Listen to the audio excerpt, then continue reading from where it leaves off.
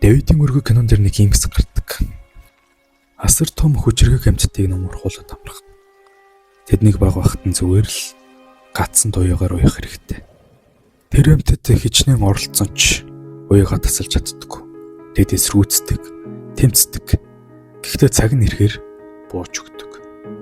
Том болохоор нь тэр асар том амьтныг нөгөө гацсанд нь энгийн уяагаар уйж болдог.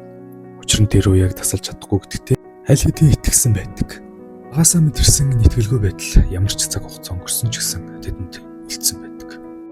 Харин нэг нууц нь гэвэл энэ уяаг тасалж чадах хүч тэнхээ хиндж байдаг. Харин та түүнийг товж гарчгүй зүйл гэдэгт итгэсэнд л хамгийн эмгэлтэй зүйл өршдөг. Тийм учраас саний өнгөрсөнд ямар ч үйл явдал болсон ч гэлээ. Танд ямар ч хэцүү байсан ч гэлээ. Өнгөрсөндөө хүлэгтэй суух биш. Өөрийгөө хүлсэн тэр хүлгийг тайлж, одоо эрх чөлөөтэй, ачааргалтай амьдрах хэрэгтэй.